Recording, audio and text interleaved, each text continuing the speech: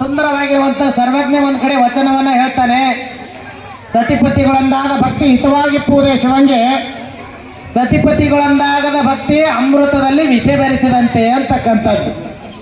ಬಹುಶಃ ನಾಗರಾಜ ಶಿವರಾಜ್ ಸರ್ ಅವರು ಇಷ್ಟು ಅದ್ಭುತವಾಗಿರುವಂಥ ಸರ್ವಾಧ್ಯಕ್ಷರ ಭಾಷಣವನ್ನು ಮಾಡಬೇಕಾಗಿತ್ತಂದ್ರೆ ಇದ್ರ ಹಿಂದೆ ಒಂದು ಪ್ರೇರಣೆ, ಇದರಿಂದ ಒಂದು ತಾಯಿಯ ಒಂದು ಅದ್ಭುತವಾಗಿರುವಂಥ ಹೆಂಡತಿ ಒಂದು ಕಡೆ ಆಗಿದ್ರೆ ಮತ್ತೊಂದು ಕಡೆ ತಾಯಿಯ ರೂಪದಲ್ಲಿ ಒಂದು ಸಂದೇಶವನ್ನು ಕೊಟ್ಟಿರುವಂತಹದ್ದು ಯಾರು ಅಂತ ಕೇಳಿದ್ರೆ ಶಿವರಾಜ್ ಮೇತ್ರಿ ಅವರ ಪತ್ನಿ ಅಂತಕ್ಕಂಥ ಮಾತನ್ನು ಈ ಸಂದರ್ಭ ಹೇಳಬೇಕಾಗ್ತದೆ. ಶೆಂಡ್ ಹೇಳ್ಕೊಂಡ್ಬರ್ತಾರೆ, ಹೆಣ್ಣು ಹೆಣ್ಣಲ್ಲ, ಹೆಣ್ಣು ಮಾಯಲ್ಲ, ಹೆಣ್ಣು ಸಾಕ್ಷಾತ್ ಕಪಿಲ ಸಿದ್ಧ ಮಲ್ಲಿಕಾರ್ಜುನ ಎನ್ನುವ ಹಾಗೆ ಹೊಸವರು ಸರ್ವಾಧ್ಯಕ್ಷರ ಭಾಷಣ ಉದ್ದಕ್ಕೂ ಕೂಡ ಬಹಳ ವೇಗವಾಗಿ ಕೆಲವು ಮಾತುಗಳನ್ನು ಆಡ್ತಾರೇನೋ ಅಂತ ನಾವು ಅಂದ್ಕೊಂಡಿದ್ವಿ. ಇಡೀ ಪುಟಗಳನ್ನು ತಿನ್ನಿಸಿ ಇಡೀ ಬೀದರ್ ಜಿಲ್ಲೆ ಆಗಿರ್ಬೋದು, ಶರಣರ ಚಿಂತನೆ ಆಗಿರ್ಬೋದು, ಶಿಕ್ಷಕ ಆಗಿರ್ಬೋದು, ಕವಿಗಳ ಅನೇಕ ಚಿಂತನೆಗಳನ್ನು ಸರ್ವಾಧ್ಯಕ್ಷರ ಭಾಷಣದಲ್ಲಿ ತೆಗೆದುಕೊಂಡಿದ್ದಾರೆ. ಬಹುಶಃ ನನಗೆ ಏನು ಮಾತಾಡಬೇಕು ಅನ್ಸೋದು ನಮಗೆ ಗೊತ್ತಾಗವಲ್ಲ. ಯಾಕಂದರೆ ನಮ್ಮ ಗವಿಸಿದ್ದಪ್ಪ ಪಾಟೀಲ್ ಅವರು ಏನು ಮಾಡ್ತಾರೆ ಅಂದರೆ ಇದು ದಾಖಲೆ ಕಾರ್ಯಕ್ರಮ.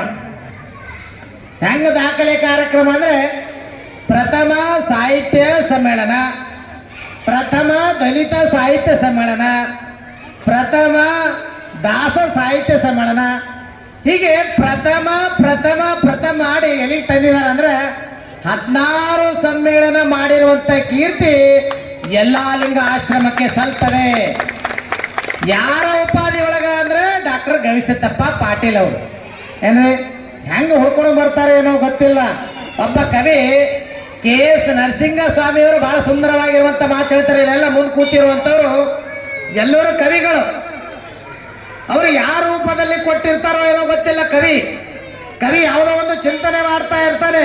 ಅವ ಶಿಕ್ಷಕ ಆಗಿರ್ಬೋದು, ಸಾಹಿತ್ಯ ಆಗಿರ್ಬೋದು, ಪ್ರತಿಯೊಂದು ಹಂತದಲ್ಲಿ ಕವಿ ತನ್ನದೇ ಆಗಿರುವಂಥ ವಿಚಾರವನ್ನು ವ್ಯಕ್ತಪಡಿಸಬೇಕು ಅಂತ ಬರೆಯುವಂಥ ಸಂದರ್ಭದಲ್ಲಿ ಯಾವ ತರಹ ಅವನಿಗೆ ಆ ಕವಿತ್ರಿ ಆಗಿರ್ಬೋದು, ಕವಿ ಆಗಿರ್ಬೋದು ಲೋಕಕ್ಕೆ ಸಮರ್ಪಣೆ ಮಾಡ್ತಾರೆ ಗೊತ್ತಾಗಂಗಿಲ್ಲ. KS ನರಸಿಂಹಸ್ವಾಮಿಯವರು ಬಹಳ ಸುಂದರವಾಗಿರುವಂಥ ಪೇಪರು ಮತ್ತು ಪೆನ್ ತಗೊಂಡು ಕೂತಿದ್ರು. KS ನರಸಿಂಹಸ್ವಾಮಿಯವರು ಕೂತಾಗ ಯಾವುದೂ ವಿಚಾರ ಬರಲಿಲ್ಲ. ಸಾಯಂಕಾಲ ಆಗುವಂಥ ಸಂದರ್ಭದಲ್ಲೂ KS ನರಸಿಂಹಸ್ವಾಮಿಯವರಿಗೆ ಒಂದು ಕವಿಯನ್ನು ಬರಬೇಕು ಅಂತ ಪೇಪರು ಪೆನ್ ತಗೊಂಡಿದ್ದಾರೆ. ಸುಮಾರು ಗಂಟೆ ಆಗಿದ್ರು ಕೂಡ ಒಂದು ಮಾತುಗಳು ನೆನಪಿಗೆ ಬರಲಿಲ್ಲ. ಆವಾಗ ಸಾಯಂಕಾಲ ಆಗಿತ್ತು, ದೀಪವನ್ನು ಹಚ್ತಾರೆ.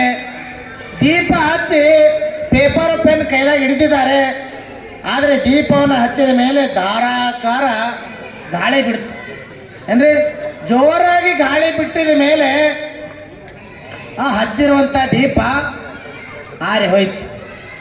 ಆರು ಹೋಗಿದ ಮೇಲೆ ಕವಿ ಯಾವುದಕ್ಕೂ ಬರಿಬೇಕಂದಿದ್ದೋ ಗೊತ್ತಿಲ್ಲ. ಆದರೆ ಕವಿಯ ಒಂದು ಸಾಹಿತ್ಯ ಪ್ರೇಮ ಹೇಗಿರ್ತದೆ, ಹೇಗೆ ಚಿಲುಮೆ ಆಗ್ತದೆ ಅಂದರೆ ಯಾವುದೇ ಒಂದು ಅಂತರಂಗದಲ್ಲಿ ನೆನಪಿಸ್ಕೊಳ್ತಾನೆ. ಬಹಿರಂಗ ಬರುವಂಥ ಸಂದರ್ಭದಲ್ಲಿ ಯಾವ ಲೋಕಕ್ಕೆ ಹೋಗ್ತಾನೋ ಗೊತ್ತಿಲ್ಲ. ಆವಾಗ KS ನರಸಿಂಹಸ್ವಾಮಿಯವರು ಭಾಳ ಸುಂದರವಾಗಿರುವಂಥ ಮಾತು ಬರೀತಾರೆ.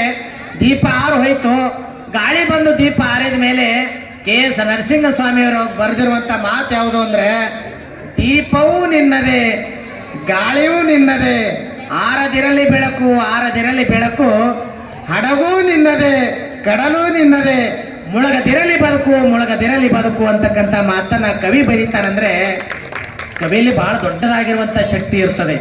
ಬಹುಶಃ ಇವತ್ತು ಶಿಕ್ಷಕರಾಗೂ ಕೂಡ ಕವಿಗಳು, ಶಿಕ್ಷಕನೂ ಕೂಡ ಕವಿ ಆಗುವಂಥ ಸಾಧ್ಯತೆಗಳಿದ್ದಾವೆ. ಆ ಶಿಕ್ಷಕ ಆ ಮಕ್ಕಳಿಗೆ ಅನೇಕ ವಿಚಾರಗಳನ್ನು ವ್ಯಕ್ತಪಡಿಸಿ ತಾವು ಕವಿಗಳ ಮುಖಾಂತರವಾಗಿ, ಹಾಸ್ಯಗಳ ಮುಖಾಂತರವಾಗಿ, ಸಾಹಿತ್ಯದ ಮುಖಾಂತರವಾಗಿ ಆ ಮಕ್ಕಳಿಗೆ ತಿಳಿಸುವಂಥ ಕಾರ್ಯನೂ ಕೂಡ ನಡೀತದೆ. ಕಟ್ಟಿರುವಂತಹ ಕಟ್ಟಡ ಬಿದ್ದು ಹೋಗುತ್ತದೆ, ಕೊಟ್ಟಿರುವಂತಹ ದುಡ್ಡು ಖರ್ಚಾಗಿ ಹೋಗುತ್ತದೆ. 100,000, 5,000, 10,000 ರೂಪಾಯಿ ನೀವು ಕೈದಾಗ ಕೊಟ್ಟಿದ್ರು ಕೂಡ ಕವಿ ಬರೀತಾನೆ, ಕೊಟ್ಟಿರುವಂತಹ ದುಡ್ಡು ಖರ್ಚಾಗಿ ಹೋಗುತ್ತದೆ. ದೊರೆತಿರುವಂತಹ ಸಾಹಿತ್ಯಕ್ಕೆ ಎಂದೂ ಕೂಡ ಮರಣವಿಲ್ಲ ಅಂತಕ್ಕಂಥ ಮಾತನ್ನು ಹೇಳ್ಕೊಂಡು ಬರ್ತಾರೆ. ಇದು ಮರಣವಿಲ್ಲದ